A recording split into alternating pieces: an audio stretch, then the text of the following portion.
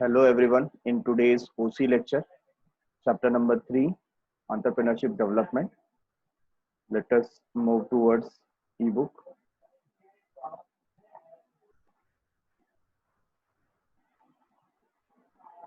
So we have covered features of entrepreneurship in the last lecture, and point in that was innovation, economic activity, organization building, creative activity, managerial skill and leadership, skillful management, risk bearing, gap filling function. ठीक है, ये हमने क्या देखा था, features देखा था entrepreneurship का. तो फ्रेंड्स, बेसिकली जब हम ये चैप्टर हमने स्टार्ट किया तो इनिशियली हम लोग ने वही बात किया कि ये जो पर्टिकुलर चैप्टर है ये हमारे सिलेबस में क्यों है, और हमारे सिलेबस में इसके लिए है so that we can learn how to become an entrepreneur, है ना. आज इंडिया को जरूरत है कि हर एक व्यक्ति अपना अपना बिजनेस स्टार्ट करे. क्यों ऐसा? बिकॉज इंडिया का जो सबसे बड़ा प्रॉब्लम है वो है अनएम्प्लॉयमेंट का, है ना. और अनएम्प्लॉयमेंट से ही फिर क्या स्टार्ट होता है, पॉवर्टी स्टार्ट होता है. फिर बाकी के जो इकोनॉमिकल प्रॉब्लम्स हैं वो भी उस साइकिल के अंदर आ जाते हैं. तो अगर इस साइकिल को हमको ब्रेक करना है, स्टॉप करना है, तो हमको एम्प्लॉयमेंट जनरेट करना पड़ेगा. ठीक है, तो rather than demanding a job, providing a job is much better. और इस जॉब को प्रोवाइड करने के लिए हम चाहते हैं कि ज्यादा से ज्यादा एंटरप्रेन्योर्स सामने आए और बिजनेस को स्टार्ट करें. तो देखो कितनी अच्छी चीज और कितना स्टेप बाय स्टेप इस चैप्टर में आपको बताया है. तो हमने स्टार्टिंग में लर्न किया व्हाट इज एंटरप्रेन्योर, फिर फीचर्स ऑफ एंटरप्रेन्योर देखा, फिर हमने लर्न किया व्हाट इज एंटरप्रेन्योरशिप और फिर उसका फीचर्स देखा. Now we are watching process of entrepreneurship development. Process कैसा है, कैसे आप एंटरप्रेन्योर्स को डेवलप कर सकते हो. ठीक है ना. तो यहाँ पर दो चीजें दी गई हैं. First is training. आपको पहला क्या देना है, ट्रेनिंग देना है. और दूसरा क्या देना है, एंटरप्रेन्योरशिप डेवलपमेंट प्रोग्राम, ईडीपी जिसे बोलते हैं शॉर्ट में. ठीक है ना. तो एक व्यक्ति एंटरप्रेन्योर बने तो या तो कैसा होता है, सेल्फ लर्निंग. उसके अंदर खुद से कुछ क्वालिटीज थी, बाद में उसने खुद से कुछ डेवलप किया और एंटरप्रेन्योर बन गया, ऐसा हो सकता है. बट जिनके मन में इच्छा है कि उनको एंटरप्रेन्योर बनना है but they don't know the way how to become, तो इसके लिए यहाँ पर क्या रखा गया, प्रोसेस रखा गया है. और फर्स्ट पार्ट इसमें आ जाता है ट्रेनिंग. तो ट्रेनिंग दिया जाएगा. ठीक है, ट्रेनिंग के बारे में लर्न करते हैं हम लोग.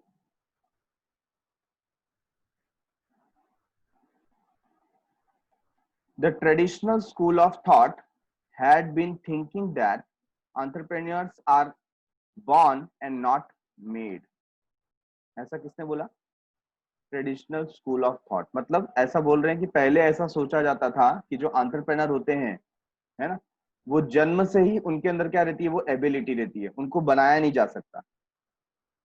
Whereas modern observation mention that some entrepreneurs may be born, but a large number of them can be made by education and training. है ना. तो जो मॉडर्न ऑब्जर्वेशन है उसमें क्या देखा गया कि हो सकता है कुछ ऐसे लोग हों कि जन्म से जिसके अंदर क्या होती है, क्वालिटी होती है, और अपने आप automatically they are force towards their destiny. और डेस्टिनी क्या है उनकी, टू बिकम एन एंटरप्रेन्योर. ऐसा हो सकता है. बट मोस्ट ऑफ या लार्ज नंबर इसमें क्या बताया कि उनको एजुकेशन और ट्रेनिंग के थ्रू हम एंटरप्रेन्योरशिप की जो स्किल्स होते हैं वो प्रोवाइड कर सकते हैं. दैट मींस एजुकेशन और ट्रेनिंग ऐसा माध्यम है जिसकी वजह से एंटरप्रेन्योर्स डेवलप हो सकते हैं and we can get more number of entrepreneurs. लेकिन आपने देखो बहुत बार यूट्यूब वगैरह चैनल पे देखा होगा स्मॉल स्केल इंडस्ट्रीज के बारे में, या एक मोटिवेशनल लेक्चरर है जिनका नाम है विवेक बिंद्रा. वो कई बार इसके सिलसिले में बात करते हैं कि आप अपना बिजनेस कैसे स्टार्ट करें, या ऑलरेडी आप किसी बिजनेस में हैं तो उसको कैसे डेवलप करें. ठीक है ना. तो ये क्या है, अपने आप में आप उनकी वीडियोस देखोगे तो आपको मालूम पड़ेगा स्टेप बाय स्टेप वो क्या कर रहे हैं, ट्रेन कर रहे हैं एक एंटरप्रेन्योर को कैसा होना चाहिए. तो आज मार्केट में ट्रेनिंग अवेलेबल है, ऐसे बिजनेस स्कूल्स हैं, ठीक है। देखो बहुत सारे लोग एमबीए वगैरह करते हैं। एमबीए का फुल फॉर्म क्या है? मास्टर्स ऑफ बिजनेस एडमिनिस्ट्रेशन, है ना। आपको भी मौका मिलेगा, अगर आप ग्रेजुएशन कंप्लीट करके एमबीए के लिए जाना चाहते हो तो आपको बहुत अच्छा एक लर्निंग मिल सकता है उससे रिलेटेड। जो लोग 12th के बाद करना चाहते हैं, ठीक है ना, तो बीबीए का कोर्स रहता है, बैचलर ऑफ बिजनेस एडमिनिस्ट्रेशन, उसके थ्रू वो एमबीए को परस्यू कर सकते हैं। तो यहाँ पर क्या होता है, एक फॉर्मल ट्रेनिंग मिलता है। क्या मिलता है? Formal training. बट ये तो ठीक है, ये अपनी जगह पर है। हम लोग इस पर्टिकुलर चैप्टर में कौन सी ट्रेनिंग की बात करें? Hence, today there is a need of training to produce eligible future entrepreneur. तो आज की तारीख में क्या चाहिए? आज की तारीख में एक एलिजिबल एंटरप्रेन्योर बनने के लिए आपको ट्रेनिंग की जरूरत है। किसकी जरूरत है? ट्रेनिंग।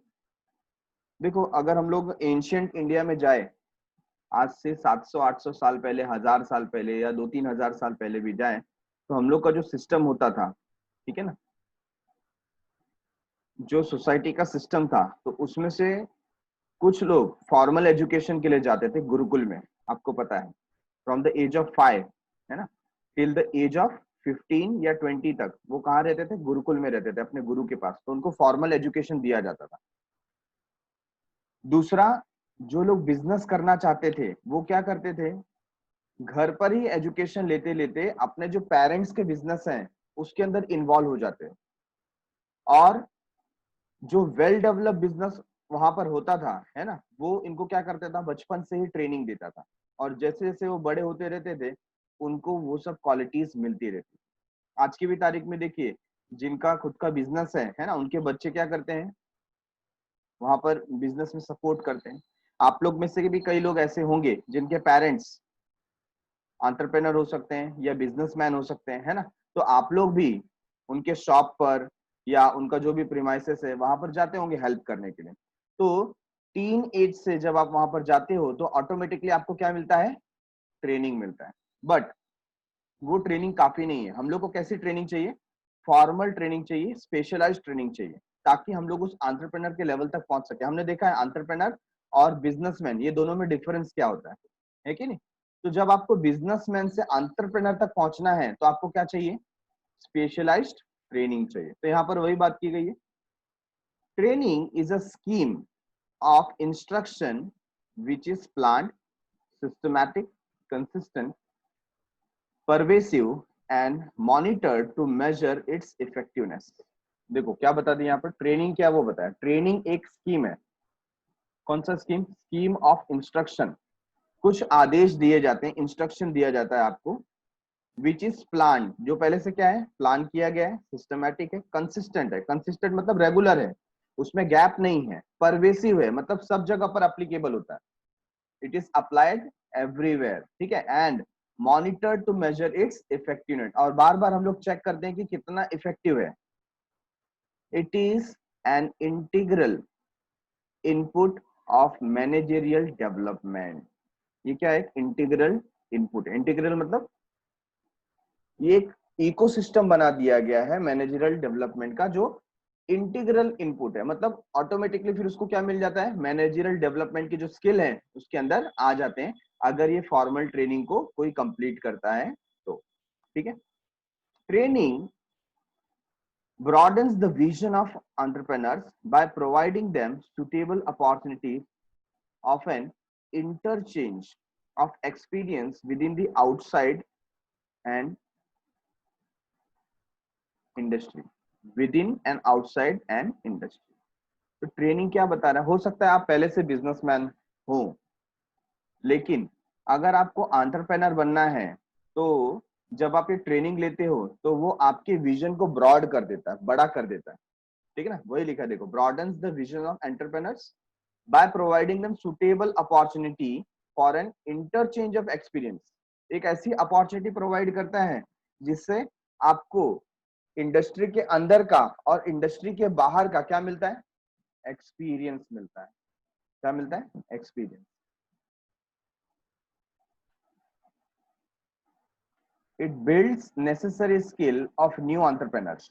जो नए एंटरप्रेन्योर हैं उनमें क्या स्किल होना चाहिए? वो उसको वहां पर डेवलप करता है। It imparts knowledge of marketing of goods, ठीक है, आपको गुड्स का मार्केटिंग कैसा करना है, प्रोडक्शन मेथड कैसा होना चाहिए, कंज्यूमर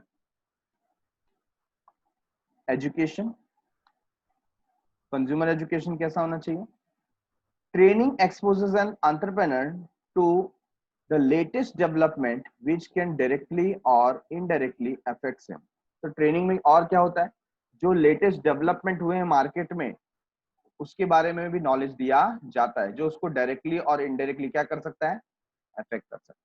तो इन शॉर्ट यहाँ पर बताना क्या चाहते हैं कि अगर आपको फॉर्मल ट्रेनिंग मिले आपको या किसी को भी फॉर्मल ट्रेनिंग मिले, अगर उस ट्रेनिंग को कंप्लीट करता है तो वो एक अच्छा एंटरप्रेन्योर बनकर दिखा सकता है। और इसमें सबसे इंपॉर्टेंट क्या होता है, इसमें सबसे इंपॉर्टेंट यही है कि उसको एक्सपीरियंस मिलता है with in and outside an industry, industry के अंदर और इंडस्ट्री के बाहर क्या चल रहा है ना, बिजनेस एनवायरनमेंट कैसा होता है, उसका उसको क्या मिलता है, एक्सपीरियंस मिलता है।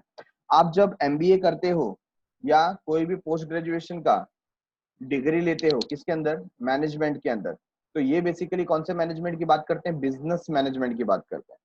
तो उसके अंदर ना आपको बहुत सारी केस स्टडी दी जाती है वेरियस इंडस्ट्रीज की, और उनके जो एंटरप्रेन्योर्स हैं उन्होंने उस पर्टिकुलर प्रॉब्लम्स का सॉल्यूशन कैसे निकाला उसकी थियरीज दी जाती है। और जब प्रैक्टिकल क्वेश्चन आपके सामने आता है कि ये पर्टिकुलर इंडस्ट्री है और इसमें ये प्रॉब्लम चल रही है, आप इसको कैसे दूर करेंगे, है ना, तो ये एक टाइप की क्या है, फॉर्मल ट्रेनिंग है, आपके ब्रेन को वैसा डेवलप करते हैं ताकि आप प्रॉब्लम का प्रॉपर सोल्यूशन ढूंढ पाओ। और यही काम होता है एंटरप्रेन्योर का, इनोवेटिव, इनोवेशन, कुछ नया करना, नया सोल्यूशन ढूंढना, ठीक है ना। With the help of training, with the help of training there can be minimization of excessive scrap। तो क्या हो जाता है यहाँ पर, हम लोग वेस्ट को रिड्यूस करने की बात करें, अगर आपको अच्छी ट्रेनिंग मिले तो आप क्या कर सकते हो, जो वेस्टेज है उसको कम कर सकते हो, ठीक है। Defective output and wastage in the production process, तो जहां पर डिफेक्टिव आउटपुट लग रहा है या प्रोडक्शन प्रोसेस में कुछ वेस्टेज लग रहा है, आप उसको क्या कर सकते हो, कम कर सकते हो, मिनिमाइज कर सकते हो। Training help in improving overall efficiency of an entrepreneur, तो जो ट्रेनिंग लेता है उसकी एफिशिएंसी क्या हो जाती है, बढ़ जाती है। किसके बारे में बोल रहे हैं, एंटरप्रेन्योर के बारे में। The process of training help an entrepreneur to accept new technology, team spirit, standardisation, reduce fatigue, minimizes industrial accidents etc। क्या बताइए कि अगर ट्रेनिंग आप लेते हो प्रॉपर तो सबसे पहला आपका विजन ब्रॉड हो जाता है, आप इनोवेशन को एक्सेप्ट करते हो, है ना। कई बार कैसा होता है, चीजें हमारे लिए अच्छी होती हैं बट चेंज हमें पसंद नहीं है, ऑलरेडी जैसा चल रहा है ना चलने दो, ठीक है। अभी हम लोग ने आज से 2 years back lectures, science section में हम लोग ने लेक्चर्स, हमारा जो लेक्चर स्टार्ट होता था वो 7:30 का टाइमिंग होता था, बट फिर हम लोग ने ऐसा किया कि जो लेक्चर टाइमिंग है उसको इंक्रीज किया जाए। बट हमारे सामने प्रॉब्लम क्या था, बहुत सारे स्टूडेंट का जो कॉलेज है वो थोड़ा उनकी रेसिडेंशियल प्लेस से काफी दूर होता था, है ना, दादर सायन ऐसा जाना पड़ता था, किसी किसी को वेस्टर्न लाइन भी जाना पड़ता था और सीएसटी में भी किसी किसी को कॉलेज मिल गया था ऐसा ऑनलाइन एडमिशन की वजह से। तो उनको घर से समझ लीजिए 10:30 11 o'clock को निकलना ही निकलना है, तो हमारा जो लेक्चर होता था हम 10:30 को क्रॉस नहीं कर सकते। तो हमने ऐसा प्लान किया कि why should we think after 10:30, 10:30 के बाद क्यों सोचे, उसके पहले क्यों नहीं सोचे 7:30 के, है ना। और फिर हमने लेक्चर स्टार्ट किया 6 o'clock इन द मॉर्निंग, 6 बजे। तो बच्चों के पेरेंट्स का बहुत बार कैसा आ जाता है, कॉल आता है, सर 7:30 का लेक्चर ठीक था, बच्चों की नींद पूरी नहीं होती है, ऐसा है वैसा है। बट हमने उन्हें समझाया और धीरे धीरे कैसा हो जाए, सारे पेरेंट्स मान गए और लेक्चर फिर कब से स्टार्ट होने लगे, 6 o'clock से।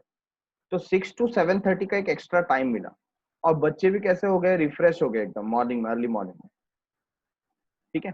तो मॉर्निंग का जो पीरियड है हम लोग टेस्ट वगैरह लेने लगे और बाकी के लेक्चर्स के सेशन होने लगे, इसकी वजह से उनका काफी इंप्रूवमेंट हुआ स्टडीज में। तो देखो चेंज होता है ना तो लोगों को थोड़ी परेशानी होती है, लेकिन उसका जो रिजल्ट है ना बहुत अच्छा आता है। तो यहाँ पर एंटरप्रेन्योर को जब हम ट्रेनिंग देते हैं तो सबसे पहले वो क्या करता है, एक्सेप्ट न्यू टेक्नोलॉजी, कुछ नया आया है वो उसे क्या करता है, अडॉप्ट करता है, एक्सेप्ट करता है। ठीक है। टीम स्पिरिट, एक टीम स्पिरिट डेवलप करता है, मिलकर काम कैसे करना है, ये बहुत इंपॉर्टेंट है। चाहे सामने वाला व्यक्ति आपको पसंद हो या ना हो, ये ऑर्गेनाइजेशन में बहुत इंपॉर्टेंट है। आप कहीं पर भी फ्यूचर में जॉब करने जाओगे या आप खुद का आपका एंटरप्राइज होगा, खुद का बिजनेस होगा, तो आपको ये स्किल सीखनी होगी, कौन सी, टीम स्पिरिट। हर बात में हम किसी के साथ डिस्प्यूट नहीं कर सकते, है ना। मतभेद होना जायज है लेकिन मनभेद नहीं होना चाहिए। ये बात समझ में आ रहा है, हमारा मोटिव सेम है कि बिजनेस को आगे लेकर के जाना है। हाँ, हर एक चीज के प्रोज एंड कॉन्स होते हैं, डिस्प्यूट हो सकता है, भाई ये चीज सही है, ये चीज गलत है, इतना इसमें प्रॉब्लम है, इतना इसमें सही है, ऐसा बात कर सकते हैं। बट हर एक चीज का डिस्कशन होता है, लेकिन हम लोग ऐसा नहीं बोल सकते कि मैं इस व्यक्ति के साथ काम नहीं कर सकता, ये व्यक्ति रहेगा तो मैं नहीं रहूंगा, मैं जॉब छोड़ के जा रहा हूँ, है ना। कई बार ऐसा होता है, टीम लीडर बोलता है ये व्यक्ति मेरे टीम में डाल दोगे तो मैं काम नहीं करने वाला, जा रहा हूँ। तो आप कहाँ तक भागोगे। आपको बहुत बार ऐसा करना पड़ता है कि जो लोगों की शक्ल आपको पसंद नहीं है, ठीक है ना, उनके साथ आपको काम करना है। तो आपको एक स्किल सिखाया जाता है कैसे काम कराकर लेना, how to get the work done from others. तो टीम स्पिरिट बहुत जरूरी है। फिर है स्टैंडर्डाइजेशन। स्टैंडर्डाइजेशन मतलब हम लोग ऐसी एक क्वालिटी मेंटेन करें जो स्टैंडर्ड को क्या करती है, सूट करती हो। जो एक फॉर्मेट बनाया गया है ना, उसके हिसाब से ही प्रोडक्शन प्रोसेस होना चाहिए। देन रिड्यूस फटीग, मतलब तनाव को क्या करना, कम करना। आज कॉर्पोरेट लेवल में बहुत सारा क्या होता है, टेंशन होता है। हर एक पर्सन कैसा रहता है, टेंशन में रहता है। तो अगर फॉर्मल ट्रेनिंग मिले एंटरप्रेन्योरशिप की, तो इस जो ये जो तनाव है, टेंशन है, उसको भी क्या किया जा सकता है, कम किया जा सकता है। Minimise industrial accident. तो एंटरप्रेन्योरशिप डेवलपमेंट में जो प्रोडक्शन प्रोसेस है, ठीक है ना, उसको समझा जाता है, कहां पर अननेसेसरी प्रोसेस का यूज हो रहा है उसको निकाला जाता है, ताकि एक्सीडेंट्स को मिनिमाइज किया जा सके। तो ये सब टेक्नोलॉजिकल डेवलपमेंट की वजह से हो सकता है, लर्निंग की वजह से हो सकता है। तो कहां से मिलता है, सब ट्रेनिंग से मिलता है। कहां से मिलता है, ट्रेनिंग से। Some methods of training are lecture method. कुछ जो ट्रेनिंग होती है कैसी होती है, लेक्चर होता है, ठीक है ना।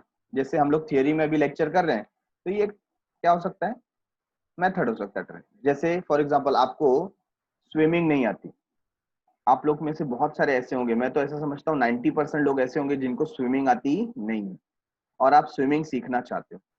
तो आप यूट्यूब ऑन करोगे और उसमें टाइप करोगे हाउ टू स्विम, है ना। तो आपको क्या होगा, उसमें लेक्चर देगा क्या करना चाहिए, कैसे करना चाहिए, फिर आपको अपना ब्रीथ कब तक रोके रखना चाहिए, है ना, कैसे ब्रीदिंग करना चाहिए, आपको स्टार्ट कहाँ से करना चाहिए, ये सब उसमें लेक्चर रहेगा। तो ये क्या है, थियरी लेक्चर। बट उसके साथ साथ आपको डेमोन्स्ट्रेशन मिलेगा, है ना। यूट्यूब में आप वीडियो देखोगे तो आपको ऐसे बहुत सारे वीडियोस मिल जाएंगे कि पानी के अंदर कोई आपको तैर कर दिखाएगा कि कैसे आपको करना है। तो वो क्या हो गया, डेमो हो गया, डेमोन्स्ट्रेशन। और तीसरा तीसरा क्या हो सकता है, आप खुद पानी में जाएं, है ना, कहीं पर आप स्विमिंग पूल का जहां पर एसोसिएशन है वहां के मेंबर बन जाए और वहां पर जाकर के ट्रेनिंग ले प्रैक्टिकली, है ना। जब आप वो ट्रेनिंग कंप्लीट करोगे तो आपको इन रियलिटी क्या आएगा, स्विमिंग आएगा। वैसे ही बिजनेस डेवलपमेंट प्रोग्राम भी ऐसे ही बनाया जाता है। जो ट्रेनिंग होता है उसमें कुछ चीजें कैसी होती है, थियरी होती है, लेक्चर्स होते हैं, ठीक है। फिर डेमोन्स्ट्रेशन मेथड, इंडिविजुअल इंस्ट्रक्शंस, आपको कुछ आदेश दिए जाएंगे। फिर ग्रुप इंस्ट्रक्शन, आपको कोई टीम होगा वो आदेश देगा। मीटिंग है, कॉन्फ्रेंसेस है, सेमिनार्स है, ये सब कंडक्ट करेंगे और इसके थ्रू आपकी ट्रेनिंग होगी वन बाय वन। तो ये जो बिजनेस स्कूल्स होते हैं जहां पर आप पोस्ट ग्रेजुएशन करते हैं बिजनेस एडमिनिस्ट्रेशन में या एमबीए करते हैं, तो ये भी आपको सजेस्ट करते हैं प्रैक्टिकल ट्रेनिंग का। तो कुछ हिस्सा क्या होता है, थियरी होता है, और कुछ हिस्सा आप क्या करते हैं, प्रैक्टिकल ट्रेनिंग लेते हैं, बराबर है। तो यहाँ पर हमने ट्रेनिंग का जो थियरी था वो फिनिश किया।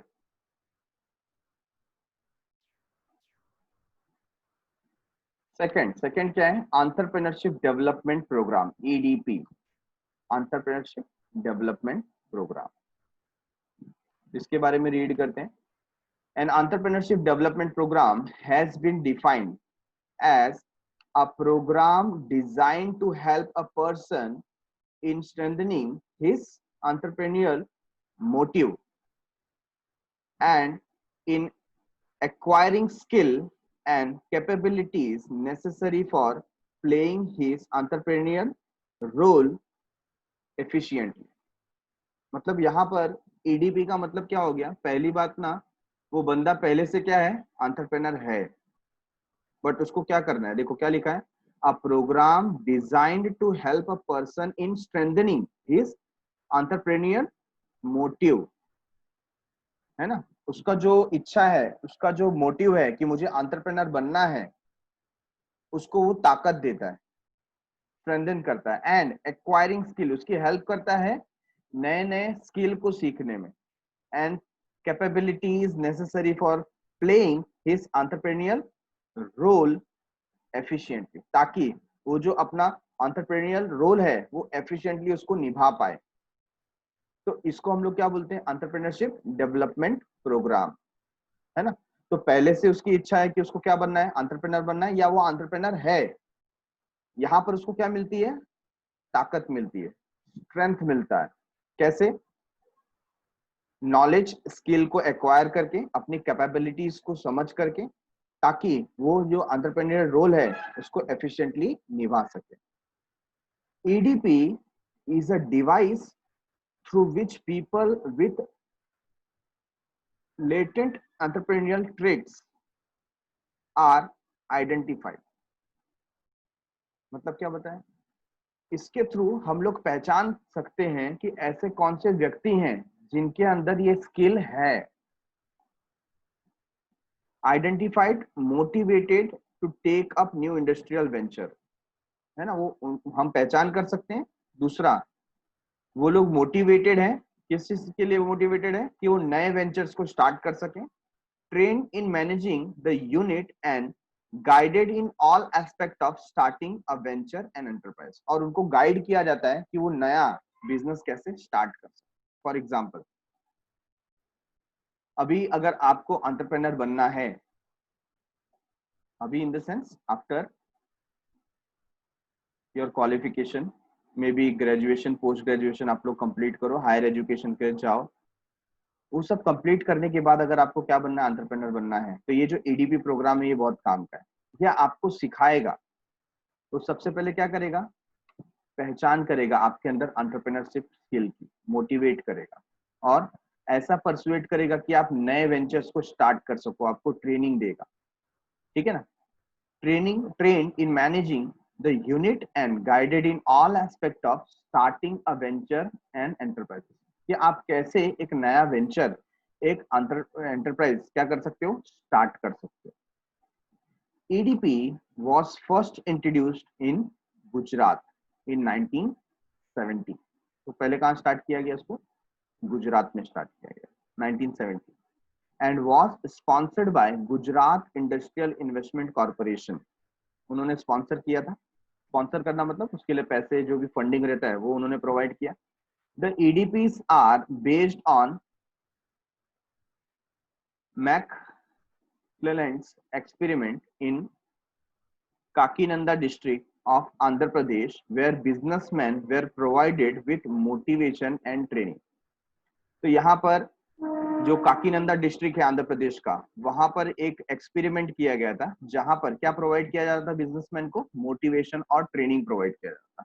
अब सिंपल वर्ड्स में देखिए, जो बिजनेस डेवलपमेंट प्रोग्राम्स होते हैं ना, उनके छोटे छोटे ट्रेनिंग्स होते हैं। आप विवेक बिंद्रा का लेक्चर सुनिए, आपको बहुत सारे ऐसे छोटे छोटे ट्रेनिंग मिल जाएंगे उसके अंदर, कि एक बिजनेसमैन का थिंकिंग कैसा होना चाहिए, कौन से स्किल्स उनके अंदर होने चाहिए। ठीक है ना? तो यही फॉर्मल तरीके से 1970 में कहाँ स्टार्ट किया गया? गुजरात में स्टार्ट किया गया, है ना? और इसका स्पॉन्सर किसने किया था? Gujarat industrial investment corporation. 1960 के पहले तक महाराष्ट्र और गुजरात एक ही स्टेट था, कभी 1960। ठीक है?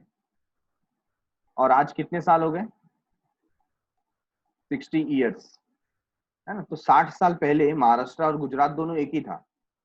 तो दोनों का विभाजन किया गया 1960 में। महाराष्ट्र अलग हो गया, गुजरात अलग हो गया।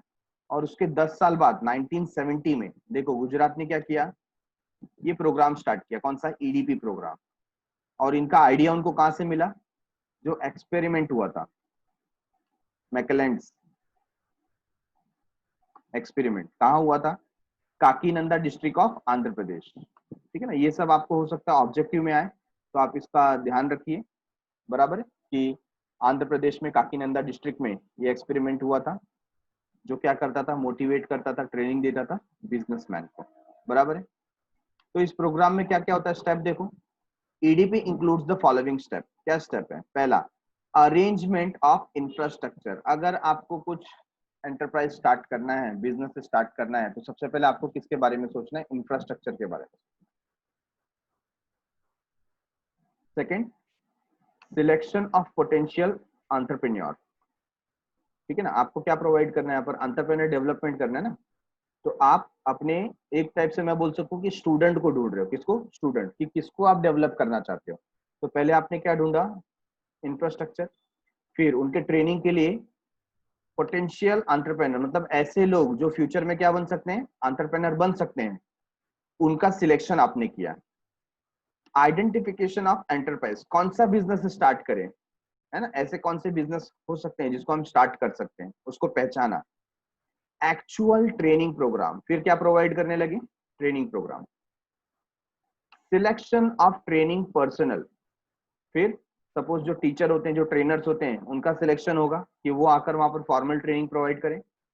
Selection of method of training, कौन सा मेथड ऑफ ट्रेनिंग होगा? हमने ऊपर देखा ना, थियरी का पार्ट हो सकता है, फिर कुछ सेमिनार्स हो सकते हैं, कुछ प्रैक्टिकल ट्रेनिंग का पार्ट भी हो सकता है, देन एक्चुअल ट्रेनिंग स्टार्ट हो जाएगा। बराबर है।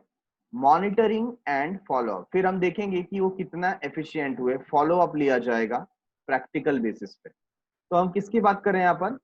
दी ईडीपी इंक्लूड्स फॉलोइंग स्टेप। अगर आपको एंटरप्रेन्योरशिप डेवलपमेंट प्रोग्राम रन करना है, तो आपको सबसे पहले इंफ्रास्ट्रक्चर देखना पड़ेगा कि कहाँ करना है कि नहीं, वो पर्टिकुलर एरिया कैसा होगा।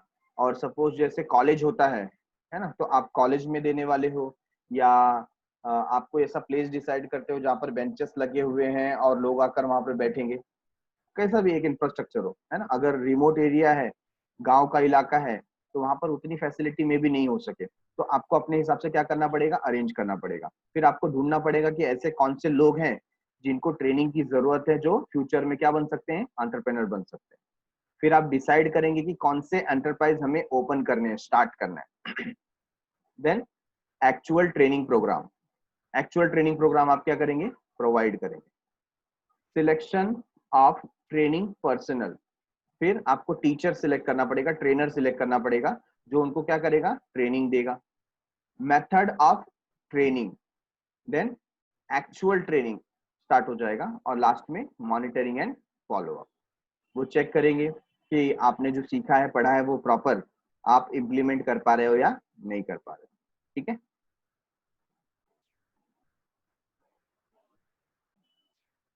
Now we are watching objective of ADP.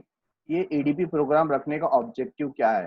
तो इसमें कुछ रॉकेट साइंस नहीं है, आपको पता है, हमने पहले भी बात की कि एडीपी प्रोग्राम क्यों रखा गया है ना।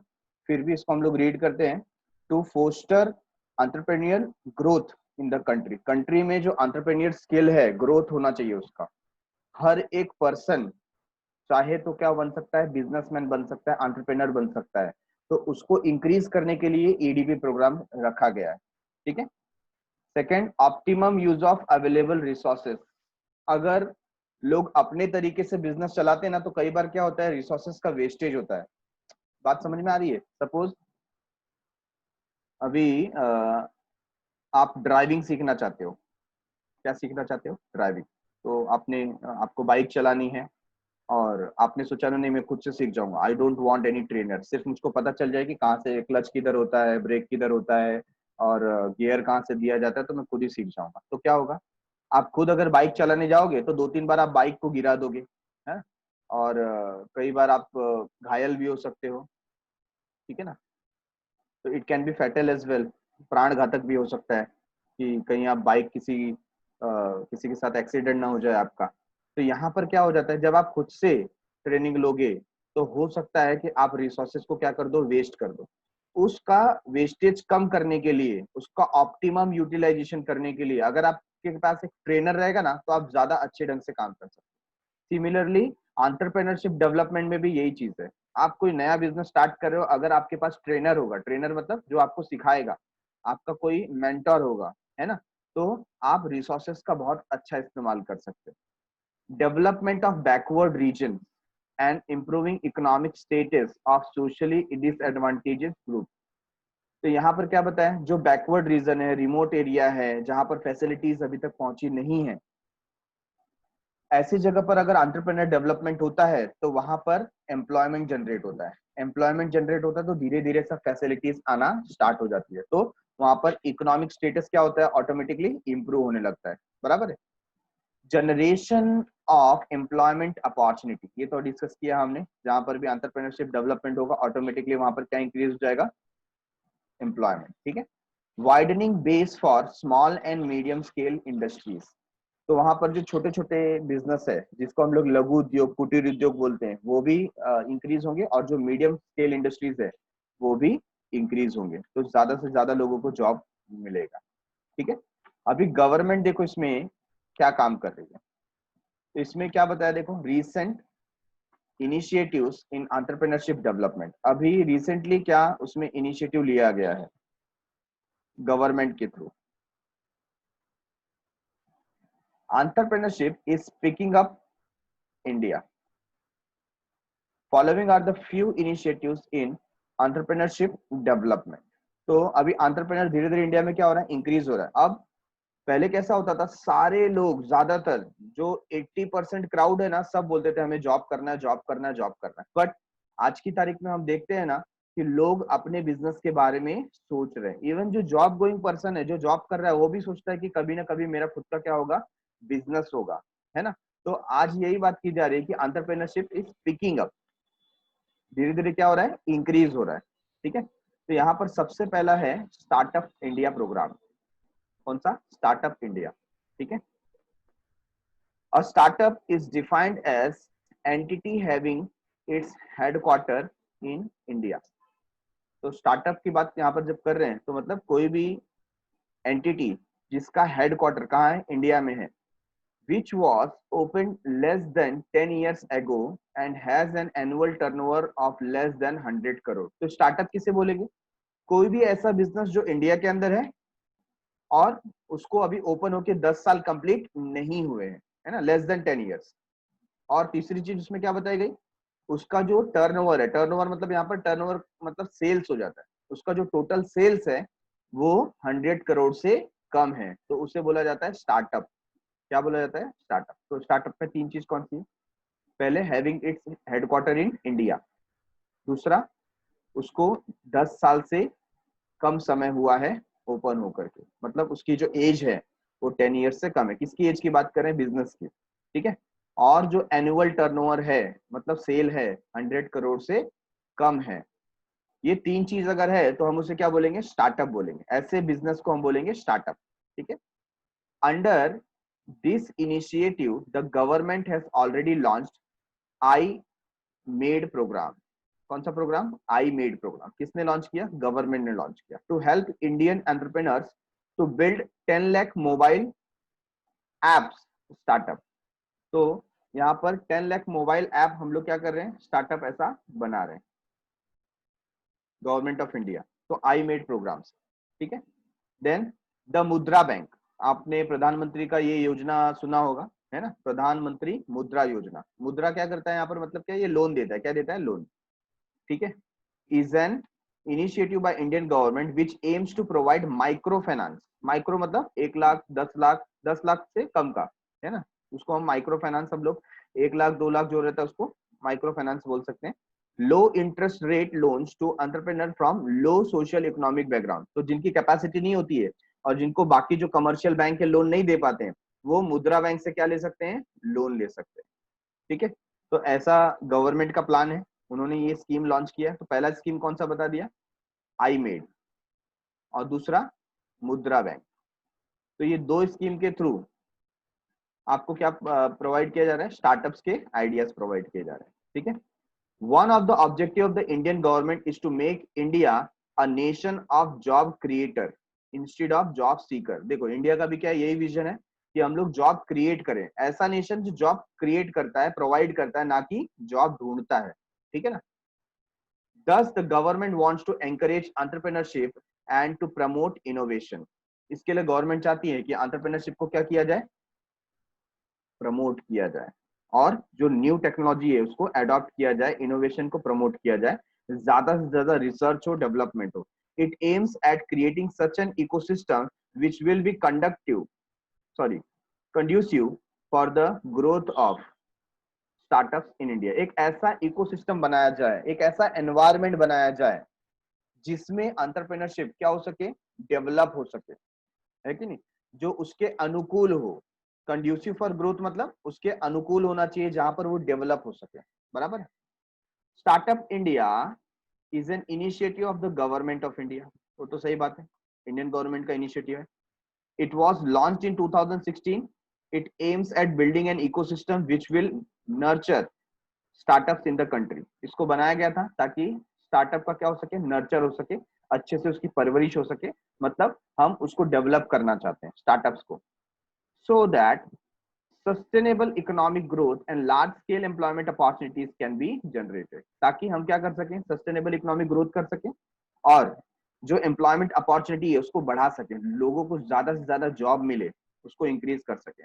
Thus, the government of India has announced Startup India Action Plan that focuses on the following cases. तो गवर्नमेंट ने जो ये लॉन्च किया स्टार्टअप इंडिया, ये किस किस बातों पर फोकस करता है? पहला, simplification and hand holding. Simplification and hand holding. Here compliance procedure for startups will be made easy। मतलब क्या होता है? जो स्टार्टिंग प्रोसीजर रहता है ना, लाइसेंस का या जो भी फॉर्मेलिटीज होती है गवर्नमेंट की तरफ से, जैसा कि आपने मूवी देखी है शिवाजी द बॉस, उसको कुछ बिजनेसेस स्टार्ट करने रहते हैं, एजुकेशनल इंस्टीट्यूट, हॉस्पिटल ओपन करने रहते हैं, बट उसको सरकार की तरफ से लाइसेंस का प्रॉब्लम होता है, बहुत सारे फॉर्मेलिटीज कवर अप करने को बोला जाता है, उसको बहुत टाइम लग जाता है।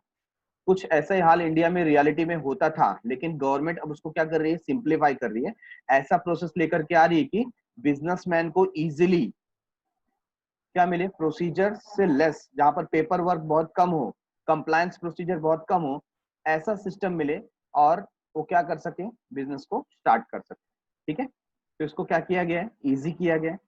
जो कंप्लायंस प्रोसीजर है, मतलब गवर्नमेंट के रूल्स एंड रेगुलेशन को सिंप्लीफाई किया गया है। Similarly if necessary winding up will also be allowed on the fast track basis. अगर कोई बिजनेसमैन धंधा नहीं चला पा रहा है, बिजनेस नहीं चला पा रहा है, और उसको बिजनेस बंद करना है, तो उसका जो वाइंडिंग अप का प्रोसीजर है उसको भी क्या कर दिया गया? सिंप्लीफाई कर दिया गया, फास्ट ट्रैक में कर दिया गया। आप बोलेंगे सर इसका क्या मतलब है? इसका मतलब ऐसा है ना कि कोई जॉइंट स्टॉक कंपनी होता है, आप अपनी मर्जी से उसको ओपन भी नहीं कर सकते, अपनी मर्जी से आप बंद भी नहीं कर सकते। अगर आपको कोई जॉइंट स्टॉक कंपनी स्टार्ट करना है ना, जो एसपी के स्टूडेंट है, या ओसी में भी हमने कई बार पढ़ा है कि जॉइंट स्टॉक कंपनी आपको स्टार्ट करना है तो आपको इनकॉर्पोरेट कराना पड़ता है, अंडर कंपनीज एक्ट 2013 आपको रजिस्टर कराना पड़ता है, अपना memorandum of association, article of association वहां पे सबमिट करना पड़ता है। फिर आपको जब कमेंसमेंट ऑफ सर्टिफिकेट मिल जाएगा तो आप बिजनेस को स्टार्ट कर सकते हो, है कि नहीं? तो ये सारे प्रोसीजर है। ऐसे ही प्रोसीजर फॉलो करना पड़ता है जब आपको बिजनेस बंद करना है। तो बिजनेस बंद करने के टाइम पे आपका पास एक रीजन होना चाहिए, आपको कोर्ट में जाना पड़ेगा, वहां पे आपको बताना पड़ेगा कि लास्ट 5-6 ईयर से आपको क्या हो रहा है? लॉस हो रहा है, और ऐसे केस में आपकी जांच होगी कि सही में आपको लॉस हो रहा है कि नहीं हो रहा है, क्या इसका कुछ दूसरा तरीका है, बिजनेस को हम लोग आगे बढ़ा सकते हैं, कि बंद करना ही एक तरीका है। तो ऐसे बहुत सारे ना पॉइंट्स के ऊपर डिस्कस किया जाता है, और बिजनेस को बंद होते होते कभी कभी 10 साल 15 साल लग जाते हैं। तो उसको फास्ट ट्रैक बेसिस पे क्या कर रहे हैं? बंद कर रहे हैं, ताकि बिजनेस जितना जल्दी बंद होगा ना, तो वो बंदा क्या कर सकता है? कहीं दूसरे जगह अपना पैसा लगा सकता है, उसका अमाउंट ब्लॉक ना हो। ये बात समझ में आई? तो यहाँ पर बिजनेस स्टार्ट करना भी इजी है, और बिजनेस को बंद करना भी फास्ट ट्रैक बेसिस पे किया जा रहा है, ताकि इसको सिंप्लीफाई किया जा सके, बराबर है। Point number 2, funding support and incentive. ये बहुत इंपॉर्टेंट है भाई। आप सिर्फ ट्रेनिंग दोगे तो नहीं चलेगा ना, आपको साथ में साथ क्या देना चाहिए? फंडिंग भी देना चाहिए, पैसे भी देने चाहिए। तो government will participate in funding process indirectly as well as tax exemption will be allowed in the capital gain income tax। तो यहाँ पर फंडिंग दे रहे हैं, इनडायरेक्टली दे रहे हैं। इनडायरेक्टली मतलब वो आपको गारंटी दे सकते हैं, इंटरेस्ट बेसिस पे लोन प्रोवाइड कर सकते हैं, और कुछ टैक्स एग्जम्पशंस दे सकते हैं। मतलब वो आपको बोल सकते हैं कि आप यहाँ पर अपनी इंडस्ट्री डालो, आपको 5 साल तक टैक्स भरने की जरूरत नहीं है, या बहुत कम टैक्स भरना पड़ेगा, या आपका कोई कैपिटल गेन हुआ, बहुत बड़ा फायदा हुआ, तो उसके ऊपर भी आपको टैक्स देने की जरूरत नहीं है। ऐसे कुछ एग्जम्पशंस प्रोवाइड कर सकती है जिसमें वो आपका साथ देगी। ठीक है, तो ये फंडिंग से रिलेटेड हो गया। Next is industry academic partnership and incubation। Under this initiative, government is proposing to introduce startup fest। है ना, जैसे व्यापार मेला होता है ना, उसमें क्या होता है, लोग आते हैं, देखते हैं, सीखते हैं, समझते हैं, तो वैसे ही स्टार्टअप फेस्ट रखा जाए। उसमें आप जाओगे तो आप बड़े बड़े एंटरप्रेन्योर से मिलोगे, उनके ट्रेनिंग प्रोग्राम का हिस्सा बनोगे, जो 3 दिन 4 दिन का हो सकता है, और आपको कोई ट्रेनिंग अच्छी लगी तो आप वो बिजनेस क्या कर सकते हो, स्टार्ट कर सकते हो। To provide pre incubation training, मतलब आपको रियली स्टार्टअप करने के पहले जो ट्रेनिंग की जरूरत है वो आपको वहां पर प्रोवाइड किया जाता है। To set up incubators with the help of private sector to launch innovation focused program for student and so on। तो ऐसे प्रोग्राम वहां पर किए जाते हैं। तो क्लियर है, यहाँ पर क्या चीज बताई, 3 चीज बताई गई। क्वेश्चन क्या था हमारा, government of India announce startup India action plan that focuses on the following areas. तो हम लोग ये जो स्टार्टअप प्लान है उसका फोकस देख रहे हैं, क्या देख रहे हैं, फोकस किसके ऊपर फोकस कर रहा है, पहला तो सिंप्लीफिकेशन एंड हैंड होल्डिंग। तो उसने प्रोसीजर को क्या कर दिया, सिंप्लीफाई कर दिया। चाहे आपको बिजनेस स्टार्ट करना है या आपको बिजनेस को क्या करना है, क्लोज करना है। हैंड होल्डिंग मतलब वो आपका साथ देगी उसके अंदर। दूसरा, फंडिंग सपोर्ट, आपको या तो लोन दे सकती है या इनडायरेक्टली गारंटी प्रोवाइड कर सकती है किसी लोन के ऊपर, या फिर ये इंसेंटिव्स वगैरह देती है आपके काम के ऊपर। ठीक है, और आपको टैक्स एग्जम्पशंस मिलेंगे। और लास्ट क्या देखा हमने, industry academic partnership and incubation. जो स्टार्टिंग का ट्रेनिंग का प्रोसीजर आपको चाहिए, बिजनेस स्टार्ट करने के पहले आपको जो ट्रेनिंग चाहिए, उसके लिए व्यापार मेला रखा जाता है, स्टार्टअप फेस्ट रखा जाता है। एक फेस्टिवल टाइप का, मतलब बहुत सारे एंटरप्रेन्योर आपको या ट्रेनर रहेंगे जो आपको ट्रेनिंग देने के लिए वहां पर आएंगे, है ना। उसका कुछ फीस रहता है, चार्जेस रहता है, आप वहां पर जाओगे तो आपको वहां पर एक फॉर्मल ट्रेनिंग मिल सकती है। बराबर है।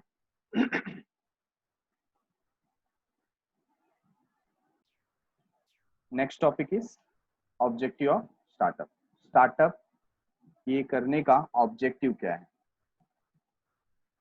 Following are the objectives of entrepreneurship development program under startup and stand up India. ठीक है, तो क्या क्या है देखो, पहला ₹10,000 करोड़ स्टार्टअप फंडिंग पूल। कितना, 10,000 करोड़। करोड़ का मतलब ही कितना होता है, 1 करोड़ का मतलब कितना जीरोस होगा पीछे, 7 जीरोस होता है ना। और यहाँ पर क्या बोला गया, 10,000 करोड़, तो 10,000 के 4 जीरोस है ना, और करोड़ के 7 जीरोस, कितना हो गया, 11 जीरो। तो इतना बड़ा फंडिंग यहाँ पर क्रिएट किया गया है ऑल ओवर इंडिया के लिए। दूसरा, reduction in patent registration fees. अगर आपने कोई इनोवेशन किया है और आप उसको पेटेंट करवाना चाहते हो, ठीक है ना, तो यहाँ पर उसमें क्या कर दिया गया, रिडक्शन कर दिया गया उस फीस में। कम फीस में आपका जो इनोवेशन है उसको क्या किया जाएगा, रजिस्टर किया जाएगा। Improved bankruptcy code to ensure a 90 days exit window. तो अभी एक बैंक्रप्सी कोड लेकर के आए हैं, इसको हम लोग फास्ट ट्रैक डिसीजन बोल सकते हैं, जहां पर आपको अगर अपना बिजनेस बंद करना है तो 90 days एग्जिट विंडो दिया गया कि 90 दिन के प्रोसीजर में आपको क्या कर सकते हैं, आप अपने बिजनेस को बंद कर सकते हैं। ये भी जरूरी है एक्चुअली। क्या होता है, आपने किसी बिजनेस में पैसा लगा दिया और वो नहीं चल रहा है, ठीक है ना, और जबरदस्ती फिर उसको घसीट रहे हैं, चला रहे हैं और लॉस मेकिंग कर रहे हैं, और गवर्नमेंट उसको बंद करने नहीं दे रही है ना, उसके ऊपर डेट पे डेट आ रहा है, कोर्ट में कुछ ना कुछ लीगल एक्शन चल रहे हैं। तो इसमें क्या होता था, बहुत टाइम होता था, और जो बंदा जिसका अमाउंट ब्लॉक हो जाता था वो कहीं और पैसे नहीं लगा पाता था और फ्रस्ट्रेट हो जाता था, है कि नहीं। तो इससे बिजनेस का बहुत लॉस होता है। इससे अच्छा क्या करो, वो बिजनेस पहले बंद करो, और तुरंत उस व्यक्ति को दूसरा अपॉर्चुनिटी दो कि इस पैसे को वो कहीं और लगा सके। तो यहाँ पर एक 90 डेज का एग्जिट विंडो प्रोग्राम बनाया गया, जो नया जो बैंक्रप्सी कोड है उसके अंदर, बराबर। बैंक्रप्सी मतलब जहाँ पर इंसॉल्वेंसी हो जाता है, ठीक है ना, तो तुरंत उस बिजनेस को बंद कैसे करें, उसका यहाँ पर एक 90 डेज का एग्जिट विंडो दिया गया है। मतलब within 90 days you can close your business, तो पूरा प्रोसीजर उसमें है। Freedom for mystifying inspection for first 3 year of operation, ठीक है। Freedom for mystifying inspection for 3 years of operation. तो 3 साल का जो आपका ऑपरेशन होगा, कितने साल का, 3 साल, मतलब आपने अभी अभी क्या किया, नया स्टार्ट किया, ठीक है ना। तो पहला जो 3 साल है वो क्या होता है, बहुत इंपॉर्टेंट होता है। तो यहाँ पर आपको फ्रीडम दिया जाता है कि जो इंस्पेक्शन वगैरह है वो अपने आप से, अपने ढंग से आप क्या कर सको, करवा सको। समझ में आपको। Next, freedom from capital gain tax for first 3 year.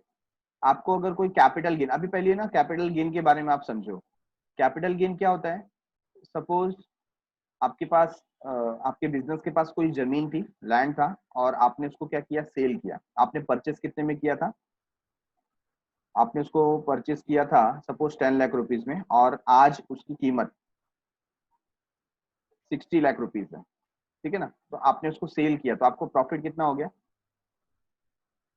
50 lakh rupees का प्रॉफिट हो गया। तो ये जो 50 लाख रुपीज का प्रॉफिट है, इसके ऊपर आपको टैक्स भरने की जरूरत नहीं पड़ेगी अगर आपने पहले 3 साल में उसको सेल किया। मतलब फर्स्ट 3 ईयर का कोई भी कैपिटल गेन होगा, उस पर कोई टैक्स भरने की जरूरत पड़ेगी नहीं। ऐसा कौन बोल रहा है, गवर्नमेंट बोल रहा है, ठीक है।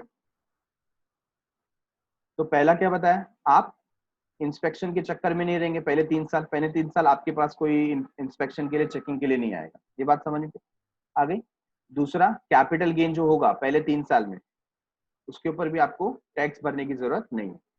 Freedom from tax for first 3 years of operation, कोई भी टैक्स नहीं लगेगा, है ना। ऊपर तो कौन सी बात की, कैपिटल गेन की, और यहाँ पर क्या बात की, कोई भी टैक्स आपको भरने की जरूरत नहीं है पहले 3 साल। सेल्फ ग्लोरिफिकेशन कंप्लायंस, मतलब आप एक टाइप से अपने आप को क्या कर सको, एडवर्टाइज करो, ग्लोरीफाई कर सको, ऐसे कंप्लायंस प्रोसीजर रहेंगे, ठीक है। टू टारगेट 5 लाख स्कूल, तो गवर्नमेंट का टारगेट है कि 5 लाख स्कूल तक वो पहुंचे, एंड इन्वॉल्व 10 लाख चिल्ड्रंस इन, और 10 लाख बच्चों को इसमें क्या करें, इन्वॉल्व करें, किसमें, इनोवेशन रिलेटेड प्रोग्राम, कि कोई इनोवेशन उनकी तरफ से हो सकता है ना। तो कितनी अच्छी चीज है कि हम बच्चों को भी पहले से ट्रेनिंग प्रोवाइड कर रहे हैं, उनके बीच में कंपटीशन रखेंगे, ऐसा इनोवेशन रिलेटेड प्रोग्राम चलाएंगे ताकि उनका ब्रेन डेवलप हो, उनके नए नए आइडियाज को एक्सेप्ट किया जा सके। Encourage entrepreneurship within the country, country में क्या करना है, एंटरप्रेन्योरशिप को एंकरेज करना है। जैसे अभी अभी हम लोग ने यूट्यूब पे वीडियो देखा कि उसमें आपको ट्रेनिंग दी जाती है कि कैसे आप एक एंटरप्रेन्योर बन सकते हो, ठीक है ना, वैसे उस तरीके से एंकरेज करना। Promote India across the world as the startup hub, India को प्रमोट करना। देखो आज की तारीख में ऐसा ही हो रहा है। आपने अभी कोरोना वायरस जब भी फैला, कोविड-19 के केसेस हुए, तो बहुत सारे जो कंट्रीज हैं वो चाइना के अगेंस्ट हो गए, और चाइना की जो विस्तारवादी नीति है ना, वो दूसरे कंट्रीज को धीरे धीरे क्या कर रहा है, उनकी जो जमीन है उसको हड़पने की कोशिश कर रहा है। उसका मेन मकसद कैसा होता है, स्टार्टिंग में वो क्या करता है, लोन प्रोवाइड करता है ना। जैसे उसने श्रीलंका को लोन प्रोवाइड किया, और वहां पर बोला कि आप क्या बनाओ, श्रीलंका में पोर्ट बनाओ, और पोर्ट बना करके आप क्या करें, उससे धीरे धीरे जब बिजनेस डेवलप होगा तो आप हमारे पैसे रिटर्न करो। लेकिन उन्होंने वो पोर्ट ऐसी जगह पर बनाया जहां पर कोई बिजनेस डेवलप हुआ नहीं। अभी बिजनेस डेवलप नहीं हुआ तो पैसे नहीं मिले श्रीलंका को। अभी श्रीलंका को पैसे नहीं मिले तो वो चाइना के पैसे वापस कैसे देगा, नहीं देगा। तो ये जो इंटरेस्ट का रेट है ना, कंपाउंडिंग इंटरेस्ट का, उसके कर्ज तले श्रीलंका दबते जाता है, और बाद में ऐसी स्थिति हो जाती है कि वो उसका जो कर्ज है, उसका जो लोन है, वो रीपे कर पाता नहीं है। तो चाइना बोलता है एक काम करो, आपका ये जो पोर्ट है ना, वो हमें प्रोवाइड कर दो, हम यहाँ पर काम करेंगे। तो उसने क्या कर लिया, कब्जा कर लिया।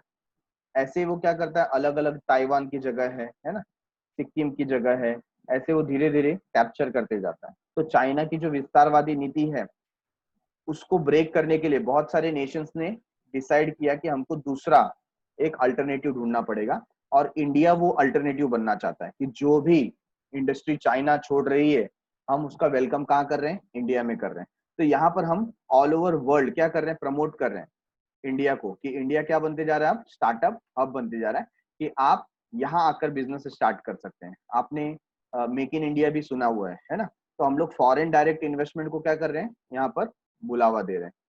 Build startup overseas S Rajasthan incubation centre. तो हमने यहाँ पर एक ओवरसीज स्टार्ट किया कि आप यहाँ पर आकर के फॉर्मल ट्रेनिंग ले सकते हो, है ना, राजस्थान में, और अपना एंटरप्रेन्योरशिप डेवलप कर सकते हो। ठीक है, अभी देखो यहाँ पर एक चार्ट दिया गया है इकोसिस्टम का, स्टैंड अप इंडिया इकोसिस्टम। तो यहाँ पर देखो bank branch 1, bank branch 2, bank branch 3, bank branch 4, ऐसा है।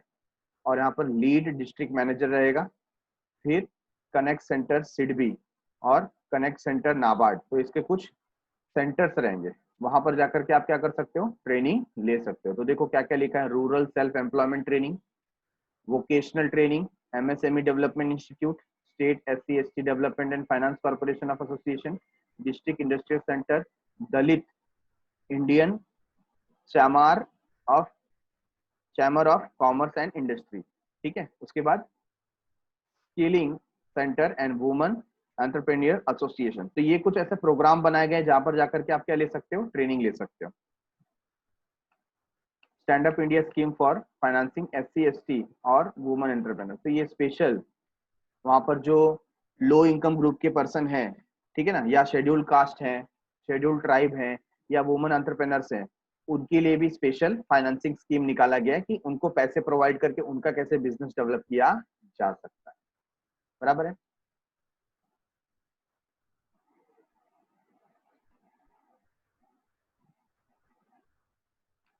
तो ऑब्जेक्टिव देख लेते हैं एक एक करके इसके भी। Objectives of the stand up India scheme, क्या ऑब्जेक्टिव है? The objective of the Stand Up India scheme is to facilitate bank loans between rupees 10 lakh to rupees 1 crore to at least one scheduled caste or scheduled tribe borrower and at least one woman borrower per bank branches for setting up a greenfield enterprise। देखो कितना clearly mention किया है यहाँ पर, क्या बोला है कि जो बैंक लोन प्रोवाइड करती है ना, between 10 lakh rupees to 1 crore, 10 lakh से 1 करोड़ तक का लोन किसे प्रोवाइड करें, to at least one scheduled caste और शेड्यूल्ड ट्राइब बोरोवर और एटलीस्ट वन वुमन बोरोवर पर बैंक। हर एक बैंक से इतना लोन तो जाना चाहिए, कितना, 10 लाख रुपए से 1 करोड़ रुपए तक का लोन एटलीस्ट एक पर्सन को, जो शेड्यूल्ड कास्ट से हो या शेड्यूल्ड ट्राइब से हो या वुमन एंटरप्रेन्योर हो, ठीक है ना, उसको प्रोवाइड किया जाए ताकि वो एक इकोसिस्टम डेवलप हो जाए वहां पर ग्रीनफील्ड एंटरप्राइजेस का। ठीक है, दिस एंटरप्राइज में बी इन मैन्युफैक्चरिंग, सर्विस और ट्रेडिंग सेक्टर। तो मैन्युफैक्चरिंग में हो सकता है, सर्विस सेक्टर में हो सकता है, ट्रेडिंग सेक्टर में हो सकता है। In case of non individual enterprises, at least 51% of the shareholding and controlling stake should be held by either an SC/ST or woman entrepreneur। तो जहां पर इंडिविजुअल नहीं है, मतलब कौन, यहाँ पर किसकी बात करें हम लोग, आर्टिफिशियल पर्सन की, मतलब कहीं पर जॉइंट स्टॉक कंपनी ऐसे बन रही है या कोऑपरेटिव सोसाइटी ऐसी बन रही है, तो वहां पर जो शेयर होल्डिंग है 51% किसका होना चाहिए, शेड्यूल्ड कास्ट, शेड्यूल्ड ट्राइब और वुमन एंटरप्रेन्योर का होना चाहिए। ठीक है ना, कितना, 51%। तो यहाँ पर एम है कि बैंक से 10 लाख रुपए से 1 करोड़ तक का लोन प्रोवाइड किया जाए पर बैंक ब्रांच, है ना, हर एक ब्रांच से, जितने भी बैंक के ब्रांच है वहां से 10 लाख रुपए से 10 लाख रुपए से 1 करोड़ तक का लोन प्रोवाइड होना चाहिए। अच्छा, ये लोन लेना है तो एलिजिबिलिटी क्या है, देखो किसको मिलेगा लोन, SC ST और वुमन एंटरप्रेन्योर को जिनका एज 18 से अबव है। ठीक है, loan under the scheme are available only green field project, ऐसा प्रोजेक्ट जो ग्रीन फील्ड प्रोजेक्ट होगा उसी के लिए ये लोन मिलेगा। ठीक है, green field signifies the first time venture of the beneficiary in the manufacturing or service or trading sector। तो ग्रीन फील्ड किसको बोलते हैं, जिसने फर्स्ट टाइम स्टार्ट किया है मैन्युफैक्चरिंग, सर्विस और ट्रेडिंग सेक्टर, उसको ग्रीन फील्ड बोलते हैं। ठीक है, in the case of non individual enterprises, non individual मतलब artificial person, joint stock company, cooperative society, ऐसा कुछ है तो उसमें 51% होल्डिंग होना चाहिए। किसका होल्डिंग होना चाहिए? SC ST और वुमन एंटरप्रेन्योर का। ये तो हमने देखा था ऊपर जो बताया वही। नेचर ऑफ लोन, तो नेचर ऑफ लोन क्या बता दिया? Composite loan inclusive of term loan and working capital, तो सब मिला करके बोला है, मतलब लॉन्ग टर्म शॉर्ट टर्म सारे लोन मिला करके 10 लाख से 1 करोड़ रुपए तक का लोन प्रोवाइड किया जाएगा। क्यों दिया जाएगा?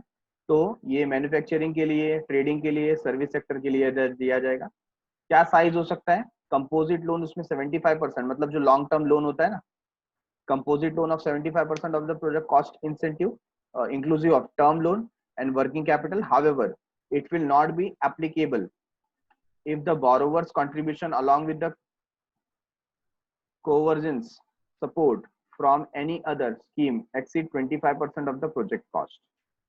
क्या बता दिया इसके अंदर? कंपोजिट मतलब, कंपोजिट का मतलब होता है मिक्स। किसका मिक्सअप? टर्म लोन और वर्किंग कैपिटल, ये दोनों का मिक्सचर। वो कितना होगा? 75%। Composite loan of 75% of the project cost inclusive, तो जो टोटल प्रोजेक्ट कॉस्ट होगा उसका 75% का लोन यहाँ से मिलेगा, चाहे वो टर्म लोन हो या वर्किंग कैपिटल, दोनों का मिक्सचर। ठीक है। However it will not be applicable if the borrower contribution along with the convergence support from any other scheme exceed 25% of the project cost. अगर यहाँ पर वो किसी और स्कीम के तहत लोन उसने लिया हुआ है ना, तो उसका 25% तक का जो कॉस्ट है वो एक्सीड होना नहीं चाहिए, तभी जाके उसको 75% मिलेगा। समझ में आया क्या आपको?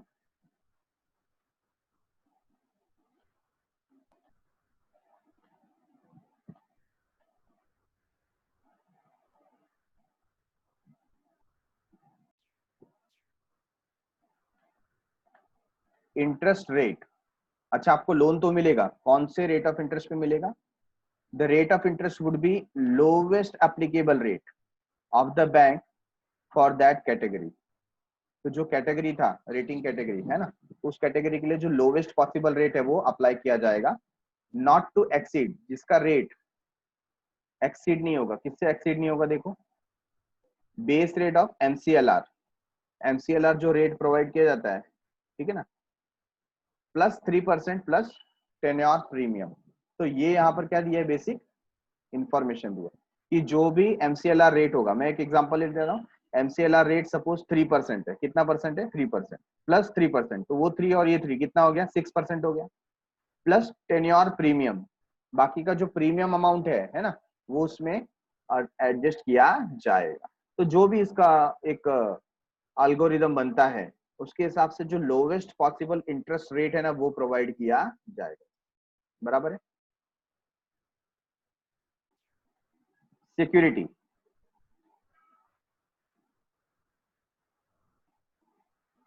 beside primary security, the loan may be secured by collateral security or guarantee of the credit guarantee fund scheme for stand up India loans as decided by the bank। Security का मतलब यहाँ पर क्या होता है?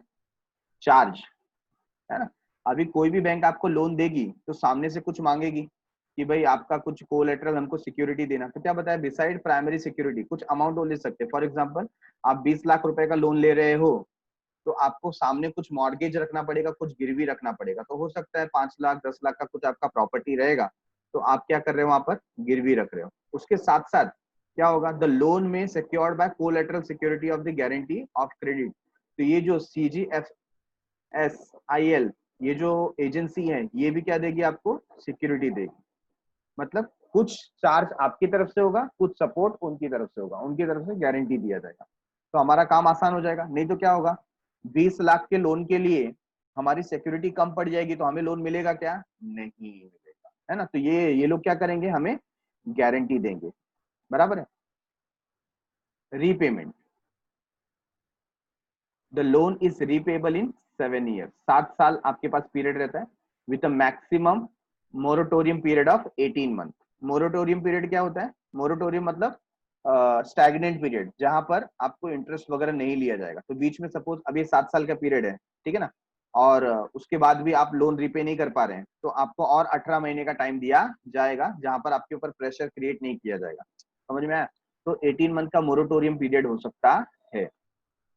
Working capital, for withdrawal of working capital up to 10 lakh the same may be sanctioned by way of overdraft. 10 lakh तक का working capital आपको ओवरड्राफ्ट के रूप में मिलेगा। किसके रूप में? ओवरड्राफ्ट, है ना। तो आपको ओवरड्राफ्ट फैसिलिटी मिल गई, और हमने पढ़ा हुआ है ओवरड्राफ्ट के ऊपर इंटरेस्ट कितना लगता है, जितना आप एक्स्ट्रा विड्रॉ करोगे उसके ऊपर ही इंटरेस्ट पे करना पड़ेगा। तो 10 लाख की ऐसी फैसिलिटी है। RuPay debit card to be issued for convenience of the borrower. आपको जैसे डेबिट कार्ड जो होता है ना, एटीएम कार्ड होता है, तो वैसा आपको रुपे डेबिट कार्ड इशू किया जाएगा ताकि आप इजीली ये अमाउंट विड्रॉ कर सको। Working capital limits about 10 lakh to be sanctioned by way of cash credit limit. तो अगर आप अगर वर्किंग कैपिटल का लिमिट आपका 10 लाख का ऊपर आपको चाहिए, तो आपको कैश क्रेडिट लिमिट के थ्रू जाना पड़ेगा। और हमको मालूम है कैश क्रेडिट लिमिट में हमको क्या करना पड़ता है, कुछ मॉर्गेज रखना पड़ता है, कुछ गिरवी रखना पड़ता है, तो आपका लिमिट वहां पर इंक्रीज किया जाए। ठीक है। Margin money, the scheme envisages 25% margin money which can be provided in convergence with eligible central state scheme, है ना। तो आपको जो मार्जिन मनी सबमिट करना पड़ेगा, मार्जिन मनी का मतलब क्या हो जाता है यहाँ पर, अगेन फिर से आपको क्या देना है, वहां पर कुछ गिरवी रखना है। The scheme envisages 25% margin money which can be provided in convergence with eligible central state scheme। तो यहाँ पर मार्जिनल मनी आपको सेंट्रल और स्टेट स्कीम के तहत 25% के रूप में मिल सकता है। ठीक है। तो ये हमने यहाँ पर फिनिश किया। टॉपिक क्या था देखो, एलिजिबिलिटी, है ना। ऑब्जेक्टिव हमने पढ़ा स्टैंड अप इंडिया स्कीम का, और फिर हमने देखा एलिजिबिलिटी, नेचर ऑफ लोन। तो इसमें वेरियस पॉइंट्स हमने कवर अप किए। आपको क्या करना है, फिर से इसका रीडिंग करना है। ये जितना एग्जाम पॉइंट ऑफ व्यू जितना इंपॉर्टेंट नहीं है, उतना प्रैक्टिकल लाइफ में हमारे लिए बहुत इंपॉर्टेंट है कि नहीं। तो हो सकता है इसके ऊपर जो क्वेश्चन है वो कम बने, बट प्रैक्टिकल लेवल पे ये हमको समझ में आना चाहिए कि आफ्टर 3 to 5 ईयर्स हमको जब खुद का बिजनेस डेवलप करना है, तो कहीं ना कहीं ये नॉलेज हमारे काम में आएगा। तो I want all of you to refer all the points once again, और जहाँ कहीं पे भी डाउट हो अप्रोच मी। ठीक है। नेक्स्ट लेक्चर में मैं आपके क्वेश्चंस का आंसर दूंगा। Thank you, done for the day. ठीक है, बाय बाय।